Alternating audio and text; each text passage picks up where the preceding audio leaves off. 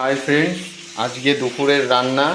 এটা কি করেছো? এটা মনে হচ্ছে কর্নফ্লাওয়ার দিয়ে মানে পকোড়া করছো না, নাকি? লেগে লেগের পকোড়া করে বড় বড় করে আলু কেটে হ্যাঁ। লেগের আজকে হুম। লেগ পিসের কারি করবো। লেগ পিসের কারি। হ্যাঁ, এই যে আমি কেটেছি, আলু ভাজা হয়ে গেছে লাল করে। আর এই কর্নফ্লাওয়ারটা দাও কিসের জন্য? কলপাটটা দিচ্ছি, বেশ সুন্দর নরম হয়, খেতে স্বাদ লাগে। যখন ভাজলা মচমচে হবে, এবার ও। রান্নার পরে যখন খাবি হ্যাঁ। তখন একটা কি সুন্দর একটা আলাদাই ফ্লেভার লাগবে। আচ্ছা, তো দেখে তো মানে গন্ধটা তো মানে কর্নফ্লাওয়ারের গন্ধটা খুব সুন্দর লাগে।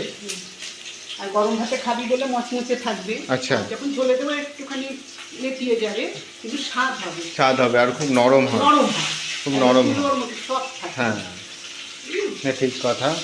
তো তো পছন্দ হয়েছে লেগ পিসগুলো? হ্যাঁ, লেগ পিসগুলো পছন্দ আছে। কেটে নিলে পরে কি ওটা ছোট মানে পুরো যদি থাকে লেগটা তাহলে পরে থেকে না গুটি আসে না? সৌন্দর্য শেপটা থাকে না। আচ্ছা হ্যাঁ, শেপটা থাকে না। যদি আমি গোড়ার থেকে কেটে দিই, আচ্ছা এই যে গোড়ার থেকে কেটে দিয়েছি, আচ্ছা। বাবা বড় ঠ্যাঙই এনেছে, আমি গোড়ার থেকে কেটে দিই, দেখ লালিপপের মতো। হুম এই পুরো লালিপপের মতো। হুম ঠিক আছে, হয়ে গেছে। এবার পেঁয়াজ দিয়ে ভেজে, আর যদি পুরো গোটাটা রাখি, আচ্ছা। পুরো গুটিয়ে যখন ভাজবো, পুরো হাড়ের থেকে গুটিয়ে এসে তখন দেখতে ভালো লাগে না। আর তোর বাবা বড় নিয়েছে, আমি কী করেছি লালিপপের মতো করে দিয়েছি। ওকে, যাও রান্নাটা করো, দুপুরবেলা খেয়ে আরে, যাবো। আলুর পিস ঠিক আছে তো পছন্দ? আলুর পিস তো ঠিকই আছে। তুই বড় আলু পছন্দ করিস। ওকে, ঠিক আছে, রান্না করে নাও। গরম ভাতেই মচমচের জন্য কর্নফ্লাওয়ারটা দিয়ে তাড়াতাড়ি চান করবি, যেন মচমচে পাবি। ওকে, ঠিক আছে, চলো আমি স্নান করে আসি। হ্যাঁ। তো ফাইনালি হয়ে গেছে এই যে রান্না। আমি স্নান করতে গেছিলাম বলে পুরো রান্না তুলতে পারিনি। তো এই যে রান্না পুরো কমপ্লিট। একটুখানি ঝোল কিছু উঠিয়ে দেখাও। সব তো আলুর মতনই লাগছে। না বাবা, কেন? এই যে লেগ ফ্রেন্ড, রান্না বান্না হয়ে গেছে। এই যে সব লেগ। তো সব লেগ পিস আর এই যে ঝোল, এরমভাবে ঝোল রান্না করেছে। দেখে তো গন্ধ মাখা করেছে না? তাহলে মাখা করেছে। তো খেতে বসি।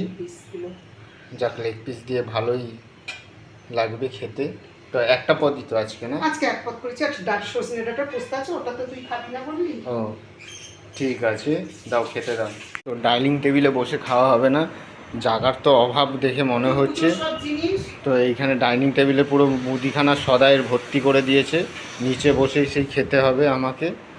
তো খেতে বসে পড়ি, নিচে বসেই খাই। ফাইনালি আমাকে খেতে দিয়ে দিয়েছে। তো এই যে লেগ পিস, এটা হচ্ছে লেগ পিস, আর এটা হচ্ছে মাংস, আর এখানে রয়েছে, অত খাবো না, আবার রাত্রে খাবো। তো কেমন হয়েছে, ভাতটা মেখে নিলাম। তো কেমন হয়েছে খেয়ে বলার তো দরকার। তো আমি খেয়ে বলি কেমন হয়েছে। ভাত তো মেখে ফেলেছি আগেই। খুব ভালো হয়েছে। আলুটাও খুব সিদ্ধ হয়েছে, পুরো নরম আলু। খেতে খুবই টেস্ট হয়েছে। ভালো হয়েছে। তাড়াহুড়ো করে করলাম তো। মাংসটা খেয়ে দেখি, কেন কর্নফ্লাওয়ার দিলে পরে মাংসটা খুব সফট হয়ে যায়, পুরো সফট হয়ে যায়। খেলে পরে বুঝতে পারবে।